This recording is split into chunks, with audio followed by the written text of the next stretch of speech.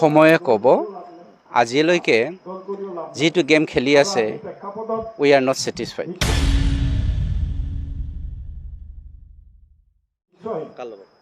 বিজেপিৰ লগত আমি ছেটিছফাইড নহয়। CM ডাঙৰীয়া অলৰেডি কৈছে যে যিসকলে বেনিফিচিয়াৰীৰ ওপৰত পইচা লৈ পেলাই ঘৰ বনোৱাৰ যিটো প্ৰচেষ্টা চলাব এইসকলৰ ওপৰত অফিচিয়েলি পানিছমেণ্টটো থাকিবই। আৰু আমিও ল'ম, অকল CM ডাঙৰীয়া নহয়, PTC অঞ্চলত আমি চাম, কথা সেইটোৱেই। खुलुमबाय रायजोफोर गिबिसिन थाराव फिथांखि ब्लग इउटुब चेनेलनिफ्राय रायजो राजा बयनिसिमबो फुंबिलिनि गोजोननाय बावहरनाय जाबाय। जायफ्रा सानफ्रोमबो खौरां खोनासंनो मोजां मोनो नोंथांमोननि थाखाय आङो माखासे भिडिअसफोरखौहाय लानानै फैबावबाय। स' रायजोफोर दिनै जोङो गिबिसिन थारावनो BPFनि CM हाग्रामा महिलारि बिथाङा मा बुंदों बेखौ जों खोनासंगोन। नैथियावहाय बारग' EM हाग्रा बिफाननि मन्त्रि रन्जित बसुमतारी सारा मा बुंदों बेखौबो जोङो खोनासंनानैहाय सावरायलायगोन। थामथियावहाय आबसुनि दैदेनगिरि दिपेन बर' सारा मा फोरमायदों बेखौ जोङो खोनासंनानै सावरायलायगोन। ब्रैथियावहाय नैबे बोरायनि सायाव बारग' MLA नि सायाव आं फंनैसो बाथ्रा बुंगोन। जोबनायाव नैबे जोंब्लावनाय अरनि सायाव जोङो सावरायलायगोन। बे समाव खोनासं रायजो राजा नोंथांमोन BPFनि CM मा बुंदों। बाखि टका पुराना जितु CMAY जितु ঘৰ যিটো আজি ভিতৰৰ বেনিফিচিয়াৰীসকলক ঘৰ বিতৰণ কৰা যিটো সভা এইটো আমাৰ CM ডাঙৰীয়াই পলাশবাৰী বা বকত উপস্থিত থাকি চেণ্ট্ৰেলি অপেনিং কৰি দিলে। আৰু আমি গোসাইগাঁও LAC হিচাপে আমি এই LAC ভিতৰত যিমান যিখিনি বেনিফিচিয়াৰী আছে সিহঁতৰ কাৰণে আমি মুকলি কৰিবৰ কাৰণে আমাক দায়িত্ব দিছে। অসম চৰকাৰে মই আহি পেলাই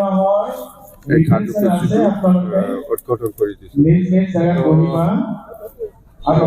অসম চৰকাৰৰ বা ভাৰত চৰকাৰৰ উদ্যোগত বহুত আঁচনি আছে,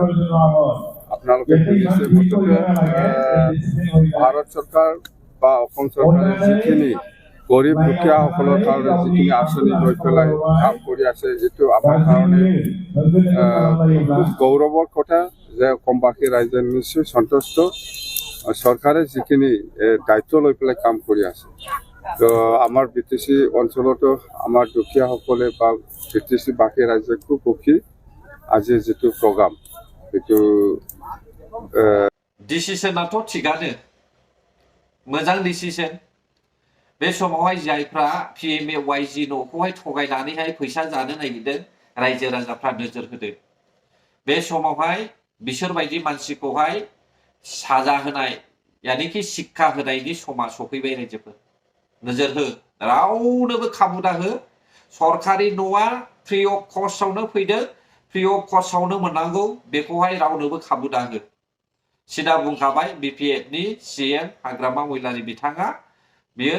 दायित्व लागोन होननानैहाय। बे समावहाय हयथ' सोरबा सोरबाया जानो सानदोंमोन बे समावहाय हाग्रामा महिलारिखौहाय गाज्रि मोननोबो हासिगौ एबा रायजो राजा नोंथांमोन। नाथाय रायजो राजाफ्रा नोजोर हो, रावनोबो खाबु दा हो। नैथियाव फैदो जोंहा रन्जित बसुमतारी सारा मा बुंदों खोनासंदों। 1 लाख मान आदिबासी ख्रिस्टियान 4.5 लाखৰ পৰা 5 লাখ মুছলমানৰ ভোট আদায় কৰিবৰ কাৰণে হাগ্ৰামাই কৈ আছে আমি ইণ্ডিয়াৰ অংগীকাৰ, ৰিহন ডিমাৰীয়ে কৈ আছে আমি অকলে খেলিম। যোৱা দিনবোৰত যিটো গেম খেলি আহিলে 4.5 লাখ 5 লাখ মুছলমানৰ ভোট পাব আদায় কৰিবৰ কাৰণে, 4 লাখতকৈ বেছি বড়ো খ্ৰীষ্টিয়ানসকলৰ ভোট আদায় কৰিবৰ কাৰণে, 1 লাখতকৈ বেছি আমাৰ আদিবাসী খ্ৰীষ্টিয়ানসকলৰ ভোট পাবৰ কাৰণে এইবাৰ শিক্ষাটো পাব। কিন্তু পৃথিৱীৰ ভিতৰত আটাইতকৈ মূৰ্খ পলিটিচিয়ান আছে যদি জধা মূৰ্খ হাগ্ৰামা আছে। UG ব্ৰহ্মটো কি আণ্ডাৰগ্ৰাউণ্ড কয় নেকি? UG ব্ৰহ্ম এখেত এজন কেবিনেট মিনিষ্টাৰ, এখেতকো যদি সন্মান কৰিব নাজানে হাগ্ৰামাক আমি সন্মান কৰি কি লাভ? नोंगौ रायजोफोर बिथाङा थारखौनो बुंदों। सारा पृथिबियावहाय लिडारखौ जायो गाव गावनि जातिखौ रैखा खालामनो, गाव गावनि हारिखौहाय रैखा खालामनानै डेभेलप खालामनानैहाय जौगाहोनो थाखाय लिडार जायो। नाथाय जोंनि बर'नि लिडारा जायो गावनि जातिखौ फाननानैहाय गावनि हारिखौ फोजोबस्रांनो। बेबायदि लिडारखौ जों मा बुङो? बेखौनो जोंहा बर'नि माखासे रायजो राजाफ्रा बिराद सना बायदि अननो ना जाथिखौ फाननानै लिडार जाग्रा बबे देशआव नुनो मोनदों नोंसोरलाय आरो इउजि ब्रह्मखौ माबोरै बबे नोजोरजोंहाय हाग्रामा महिलारिया आन्डारग्राउन्डनि मानसि बुंखो आन्डारग्राउन्डआथ' गावनो हाग्रामा महिलारियानो आन्डारग्राउन्ड बेनो उग्रपन्थिमोन आखायाव अस्त्र लाग्रा नाथाय इउजि ब्रह्म साराथ' आखायाव अस्त्र लाग्रा नङा साफ्रोमबो खोन्थानो हागोन दे इउजि ब्रह्म सारा अस्त्र लाग्रा नङा होननानै बिथाङा आबसुनिसोमोन माबे नोजोरखौ नायनानै बेबायदि मान गैयै सनमान गैयै सासे गावनिफ्राय देरसिन केबिनेट मन्थ्रिखौहाय मानखौनो होनो रोङा अब्ला बेबायदि लिडारा माबोरै बर' रायजो राजाफोरखौ मान सनमान होनो रोंनो बेखौनो सायख'यो बर' रायजो राजाफ्रा ना रायजोफोर थांनाय समावहाय हाग्रामा महिलारिया राजबंशी आदिबासीखौ बादहो जोङो आदिबासी सावथाल उराव आरो मा होनना बुङो मुस्लिमफोरनिफ्राय भट मोनदों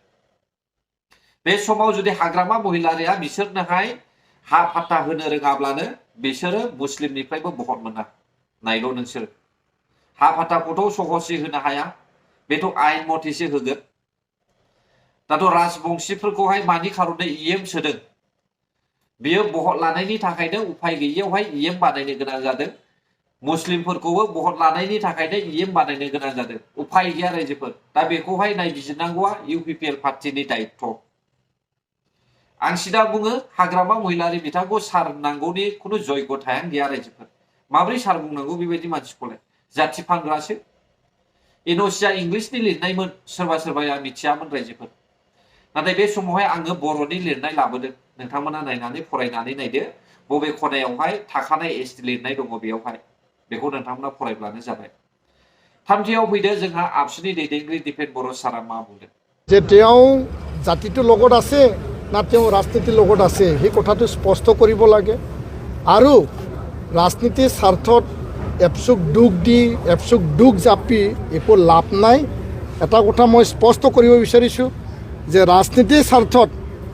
আহোম সেনাপতি বদন চন্দ্ৰ বৰফুকনে যেনেকুৱাকৈ মানসকলক মাতি আনি নিজৰ জাতিটো নিষেধ কৰিছিল এই তেখেতৰ কথা কাম মন আজি একেই দিশত গৈ থকা আমি দেখিবলৈ পাইছোঁ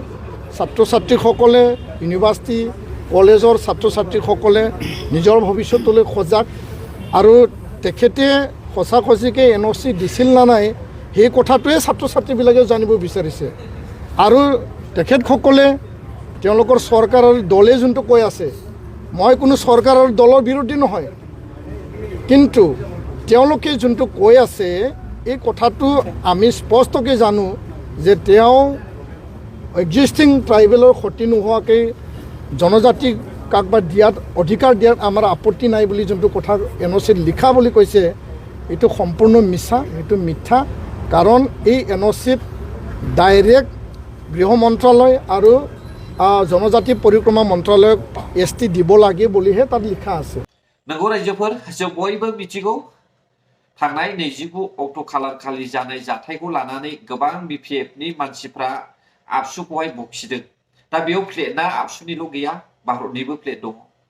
दा भारतनि प्लेटखौहाय अब्ला मा बुंगोन BPFनि मानसिफ्रा आबसुखौथ' बुंबायानो नाथाय बै भारतनि प्लेटखौहाय मुनमुन ब्रह्मआ मा बुंगोन गणेश कछारिया मा बुंगोन हा बे फरायसाफोरनि जायगायावहाय आबसुनि प्लेट थायाब्ला गणेश कछारिनि हिनजावनि दखना सुरिनि प्लेट थानांगौ नामा हा एसे खोन्थानानै होदो रायजोफोर आंथ' बेखौसो सानदों बुंनोहाय दिनैहाय एकदमबारे नंथारै बाथारै जानला मोनला बदनाम खालामनाय सालाफ्रा लाजिनोबो रोङा गिनोबो रोङा गियानबो गैया माबायदि BPFनि EM MCLA बिसोरलाय हा आं BPF पार्टिफोरनि गेजेरावहाय दैदेनगिरिफोरनि गेजेराव साथामल' एसे साबजाथाव मोनो बिनि गेजेरावबो सासेया ओरैबायदि थगायसुलासो मिथिबाय दिनै नायदो नोंथांमोना हाग्रामा महिलारि बिथाङा BJPजोंहाय थाफानो नागिरदों रिहन दैमारि बिथाङा मा होनो हारसिं गेलेनो नागिरदों अब्ला नोंथांमोना सोरखौहाय मा बुंनो सानगोन दिनैनि समावहाय BPFआथ' BJPजोंनो दङ 28 देरहाखांनायनि उनावबो BJPजों थानानै सरकार दानो गोनां जादों अब्ला साननानै नाय जुदि बे 28आ UPPL पार्टियाव थानायमोनब्ला बर' हारिया बेसेबां मोजांसिन खामानि मावनाय खाबुखौ मोनगौमोन बेखौहाय नोंसोरो साननानै नायनो रोङाखै मिथिबाय दा दानिया ब्रैथियाव फैदो रायजोफोर नैबे बोरायखौ नाय बे बोरायनि सायाव आं बुंगोन बे बोराया बुंदों जे सासे MLA बियो आबौजों समान बैसोनि बिबौखौबो लिंजागोन आरोना दा बेबायदि बैसोनि मानसियानो जुदि एसेबां रायजो राजाखौ थगायनो हायोब्ला नों आरो आंहालाय मालै 2003 मायथाइयावहाय BPF पार्टिया बर' रावखौहाय मात्र नामल' सोसनदों बेनि उनावहाय 17 बोसोर बे बर' रावा फाइलावहाय गोग्लैसोनानै थादों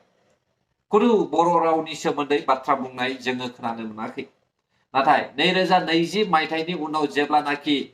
गोदान सरकार फैबाय बेनि उनावसो बर' रावा मानो आसामनि मावख'आव बाहायजाजेनबाय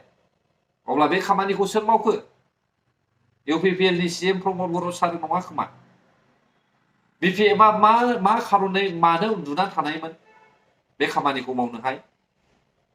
नोंसोर बायदि थगायसुला बोराया रायजो राजानि सिगाङावहाय बाथ्रा बुंनो समाया आंनि नोजोरावहाय मिथिबाय दा नोंथांमोना मा साननो सानबाय था बेबायदि थगायना होनो नाङा रायजो राजाफोरखौ बर' रावा माब्लाथो गेवलांखो माब्लाथो गोसारखो भारतनि संबिधानावहाय मैया दाख्लैसो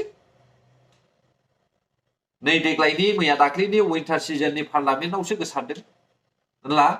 सरकारा बे समावहाय सोरथोमोन हाग्रामा महिलारिया सोसननानैल' दोनदों बर' रावखौ बावगारनानै थादों खामानि मावनाया UPPLआसो मावदों मिथिबाय दा बे समाव बड'लेण्ड मोनहां जाहां जानाय समावनो BTR-आवहाय मोजां सुबिदा फैनो नागिरनाय समावनो आसामनि डक्टर हेमन्त बिश्व शर्माया हाग्रामा महिलारिखौहाय माने खिबुआव अर सावना होनानै उल्था फाल्था खालामबाय दाना ST नि बाथ्रा लानानै बिदिजों बोथोर जानो बड'लेण्ड मोनसान्दि जोङो ST खौ लानानैनो थानांगोन बेखौथ' सानना रायजो राजाफ्रा बेखौ मानो साननो रोङा बे समाव जों सावरायगोन नैबे जोंब्लावनाय अरनि सायाव दे रायजोफोर बेयो मा आसामा एभिक्सन खालामगासिनो दङ नाथाय जोंनि BTC आलाय माब्लाथो खालामगोन BTC आवबोथ' बांलादेशिया गोबां हाबसननानै दङ दावराव देख्रेबमोन अमर सिंह ब्रह्ममोन माब्लानि समावहाय सिरि मोनगोन BTC नि हा एभिक्सन खालामनायावहाय मदद होनो गोख्रै खालामदो 3 मास जानोसै नै BPF सरकारा आरो फरायसाफोरनो फैसा होनायालाय सोबाय नामा एकाउन्टाव सोदों ना बहा सोदों ला सिं साला बेखौनो बर' हारिया हाग्रामा महिलारि 17 बोसोर सरकार सालायनाय नुखानानैबो आन्दा खानुनसो बर'फ्रा बिदिजोंलाय बोरै जानोलै आंथ' लाजिनाय मोनदों रायजोफोर बर'आ बिदिजों डेभेलप जाया आरो बिदिजों बर' रायजोबो मोना नोंथांमोना नुखादोंना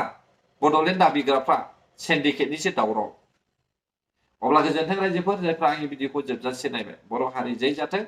जै बर' हारिनि